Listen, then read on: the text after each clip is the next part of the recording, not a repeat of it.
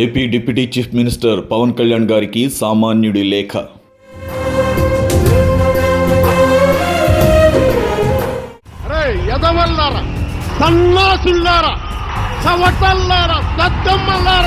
మీకు చొక్క బట్టలు ఓడదీసి రోడ్ల మీద కొట్టిస్తాను.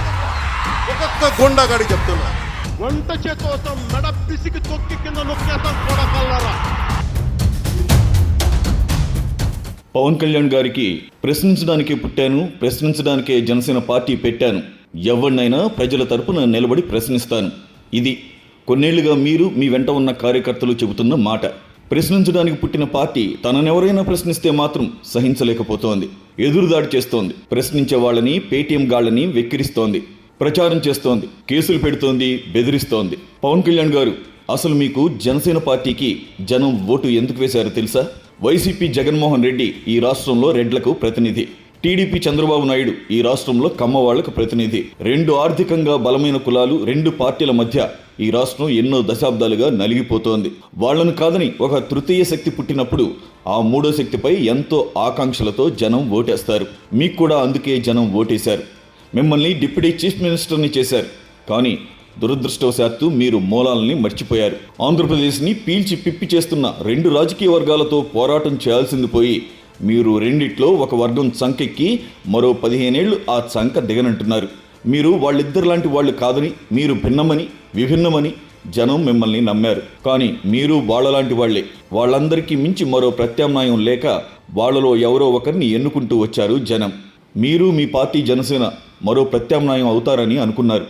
కానీ మీరు వాళ్ళలాంటి వారే అని నిరూపించుకున్నారు. వాళ్లకంటే మీరేమీ భిన్నం కాదని, మీరు ఆ తానులో మొక్కలేనని అధికారం వచ్చాక మీకు మీరే రుజువు చేసుకున్నారు. అందుకే మిమ్మల్ని ఇప్పుడు జనం ప్రశ్నిస్తున్నారు, మిమ్మల్ని నిలదీస్తున్నారు. కానీ ప్రశ్నించడాన్ని, నిలదీయడాన్ని మీరు జీర్ణించుకోలేకపోతున్నారు, సహించలేకపోతున్నారు. ఎందుకో విపరీతమైన అసహనానికి గురవుతున్నారు. మీరు మోసం చేస్తారని జనం ఎప్పుడూ అనుకోలేదు. మీరు కూడా వాళ్ళలాంటి వాళ్లే. మీరు వాళ్ళని మించి మోసకారులని తెలిసినప్పుడు జనం అడ్డం తిరక్క, ప్రశ్నించక ఏం చేస్తారు?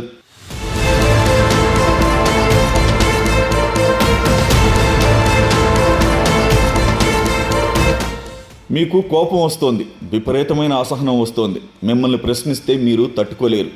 ఏపీకి ప్రత్యేక హోదా తెస్తానన్నారు, అవసరమైతే చచ్చే వరకు దీక్ష చేస్తానన్నారు అని అడిగితే మీకు కోపం. సామాన్యుడన్నావు, జనం సొమ్ముతో ప్రైవేట్ ఫ్లైట్స్లో ఎందుకు తిరుగుతున్నావు అని ప్రశ్నిస్తే మీకు కోపం. ఏపీలో 30,000 మంది ఆడవాళ్ళని ఎత్తుకుపోయారు, వాళ్ళు మిస్ అయిపోయారని మీరు అన్నారు. వాళ్ళని ఎప్పుడు వెతికి తెస్తారు, వాళ్ళు ఎక్కడున్నారు అని జనం అడిగితే మీకు కోపం. సుగాలి ప్రీతిని 10 మంది రేప్ చేసి చంపేశారు అని ఒళ్ళంతా కుదిపేస్తూ, ఆవేశంతో ఊగిపోతూ, జుట్టు వెనక్కి లాక్కుంటూ మీరు రగిలిపోతుంటే అంతా నిజమే అనుకున్నారు. మీ ప్రభుత్వం వచ్చింది గనక మీరు ఖచ్చితంగా దోషుల్ని పట్టుకుని శిక్షిస్తారు అనుకున్నారు. అందుకే మీకు ఓటు వేశారు. సుగాలి ప్రీతిని రేప్ చేసిన వాళ్లను ఎప్పుడు పట్టుకుంటారని అడిగితే మీకు కోపం వస్తుంది. మీరు అసహనానికి గురవుతుంటారు. మీరు ఎన్నికల ప్రచారంలో సనాతనవాదం గురించి చెప్పలేదు కదా, ఇప్పుడెందుకు ఇలా ఐఆమ్ అన్అపాలజెటిక్ సనాతని అని ఊగిపోతున్నారని మేము ప్రశ్నిస్తే మీకు పిచ్చ కోపం వస్తుంది. అసహనంతో గుడ్లూరిమి చూస్తారు. మేము అధికారంలోకి రాగానే కేంద్రం సహకారంతో జగన్ని ఆటాడుకుంటాం, బొక్కలో వేస్తాను, వైసీపీ లీడర్లని గుడ్డలిప్పి పరిగెత్తిస్తానని మీరే కదా ఆవేశంతో రగిలిపోయి పెద్ద పెద్ద డైలాగులు వేశారు. నిజంగానే అవి చేస్తారని జనం మీకు ఓటు వేశారు. ఇప్పుడు జగన్ ఎందుకు అరెస్ట్ చేయడం లేదని అడిగితే మీకు కోపం వస్తుంది. మీలో అసహనం కట్టలు తెంచుకుంటోంది.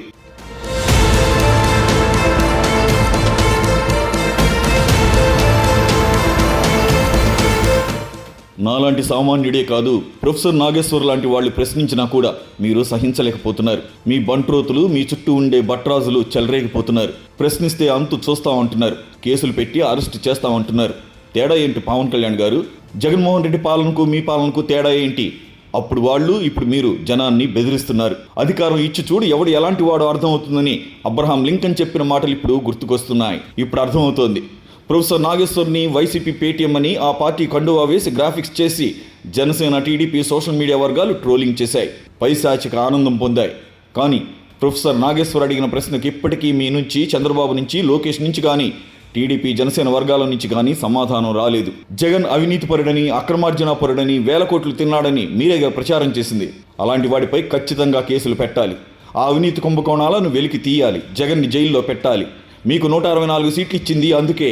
ప్రొఫెసర్ నాగేశ్వర్ అడిగింది కూడా అదే. అంతేకాదు మీకు అమిత్ షా జగన్ అరెస్ట్ విషయంలో జోక్యం చేసుకోవద్దని చెప్పినట్లుగా ఆ సమాచారం తనకు మీ వాళ్ళ ద్వారా తెలిసినట్లుగా ప్రొఫెసర్ విశ్లేషించారు. అది అబద్ధం అనుకోండి, మీ పార్టీ తరపున ఖండించవచ్చు. ఆ మాత్రం దానికి సోషల్ మీడియాలో మీరు మీ వెనక ఉన్న టీడీపీ ఎంత రచ్చ చేయాలా? ఎందుకంటే నాగేశ్వర్లా మరొకడు మళ్ళీ నోరు ఎత్తకూడదు. అందుకే ఆయనపై మూకుమ్మడి దాడి చేశారు. మీతో పాటు టీడీపీ ఛానల్స్, పేపర్లు నాగేశ్వర్ని చీల్చి చెండాడాయి. రిపోర్టింగ్ అంటే ఎలా ఉంటుందో, తాము ఎలా విలువలకు కట్టుబడి ఉంటామో చెప్తూ ఓదరగొట్టాయి. కానీ ఇప్పుడే అసలు అంకం మొదలైంది. ఏపీ నుంచి 30,000 మంది అమ్మాయిలు మిస్ అయిపోయారని మీకు కేంద్రం నిఘా వర్గాలు చెప్పాయని మీరు అప్పట్లో అన్నారుగా. ఆ కేంద్ర నిఘా వర్గాల వివరాలు చెప్తారా? కనీసం ఆ 30,000 మందిలో 30 మందిని మీరు వెనక్కి తీసుకురాగలరా? ఏ సోర్స్తో మీరు అంత పెద్ద ప్రకటన చేశారు? 18,000 మంది అమ్మాయిలు, 17,000 మంది అమ్మాయిలు ఇంటికి రాకపోతే ఎందుకు మాట్లాడలేదంటే, కేంద్ర నిఘా వర్గాల్లోని పెద్దలు నాకు చెప్పింది, వైసీపీ వాలంటీర్స్ టీంని పెట్టారు. ప్రతి ఊర్లో, ప్రతి గ్రామంలో ఎవరు మనిషి, ఏ కుటుంబంలో ఎంతమంది ఉంటారు, ఏ కుటుంబంలో ఆడపిల్లలు, అక్కడ ఏమేమి ఉన్నాయి వాళ్ళకి, వాళ్ళు ఎవరైనా అబ్బాయిలను ప్రేమిస్తున్నారా, వాళ్ళలో వితంతువులు ఉన్నారా, ఇట్లా ట్రాప్ చేసి హ్యూమన్ ట్రాఫికింగ్ జరుగుతూ ఉంది వీళ్ళ ఇన్ఫర్మేషన్ వల్ల. సుగాలి ప్రీతిని 10 మంది రేప్ చేసి చంపేశారని మీరేగా చెప్పింది.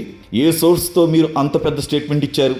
ఆ సోర్స్ గురించి ఇప్పుడు చెప్పండి, లేదా మీకున్న సోర్స్తోనే ఆ నేరస్తులను అరెస్ట్ చేసి ఉరి తీయించండి. అలా కాదంటారా? ప్రొఫెసర్ నాగేశ్వర్ తన మాటల్ని ఉపసంహరించుకున్నట్లే మీరు కూడా మీ మాటలు ఉపసంహరించుకోండి. ఎన్నికల ప్రచారంలో ఎన్నో అంటా ఉంటాం, వాటిని జనం పెద్దగా పట్టించుకోకూడదు. ఎన్నికలైపోయి అధికారం దక్కాక అందరితో సెటిల్ చేసేసుకుంటామని ఒక స్టేట్మెంట్ ఇచ్చేసేయండి. మిమ్మల్ని ఎవ్వరూ ప్రశ్నించరు.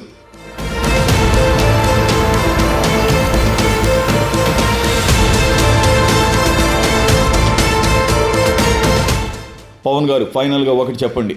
ప్రొఫెసర్ నాగేశ్వర్ మాట్లాడింది పక్కన పెడదాం. మీరు అధికారంలోకి వచ్చి 2 ఏళ్ళు అయింది. వైసీపీ అధినేత జగన్మోహన్ రెడ్డిని ఎందుకు అరెస్ట్ చేయలేదు? అవినీతి కేసుల్లోనూ, బాబాయ్ హత్య కేసులోనూ, లిక్కర్ స్కామ్లోనూ ఆయన్ను ఎందుకు అరెస్ట్ చేయడం లేదు? జగన్ నేరస్తుడు, అవినీతిపరుడు, అరాచకవాది అని మీరు చెప్పిన మాటలు వినే కదా అతని పార్టీని ఓడించింది. ఇప్పుడు మీరు లోపాయికారిగా ఏవో ఒప్పందాలు చేసుకుని ఆయనకు మంచివాడని సర్టిఫై చేస్తే జనం వెర్రివాళ్లుగా మిగిలిపోరా? అంతేకాదు, మీరు ఇప్పుడు జగన్ గురించి ఏం మాట్లాడినా వాటికి విలువే ఉంటుంది. ఇప్పుడు బెదిరించి అదిరించి నాగేశ్వర్ లాంటి వాళ్ళ గొంతులు నొక్కేయగలుగుతారు. కానీ రేపు ఎన్నికల్లో ఎన్ని కోట్ల గొంతులు నొక్కుతారు? మీకు నిజంగా అమిత్ షాతోనూ, ప్రధాని మోదీతోనూ ఈ విషయంలో తెర వెనక ఒప్పందమే లేకపోతే 2 ఏళ్ల పాటు కిమ్మనకుండా ఎందుకున్నారు? ఈ రోజు వరకు జగన్కు ఒక నోటీస్ కాదు కదా, ట్రాఫిక్ చలాన్ కూడా ఇష్యూ చేయలేకపోయారు. మీ గట్స్ ఏంటో, మాటల పవర్ ఎంతో ఇప్పుడు అందరికీ క్రమంగా అర్థమవుతోంది. అందుకే మీరు ఉక్రోషంతో ఉక్కిరిబిక్కిరైపోతున్నారు. దాన్ని గమనించి మీ చుట్టూ ఉండే చిడతల బ్యాచ్ ప్రశ్నించిన వాళ్ళని ట్రోలింగ్ చేస్తున్నారు, హెచ్చరిస్తున్నారు. ఇది సమంజసమా? మీకు మీరే ఆలోచించుకోండి. మీరు ఎవరికి బందీలో, ఎవరి చేతుల్లో, ఎవరి సంఖ్యల మధ్య మీరు ఉన్నారో అర్థం చేసుకోండి. జనానికి మాత్రం ఇప్పటికే అర్థమైంది.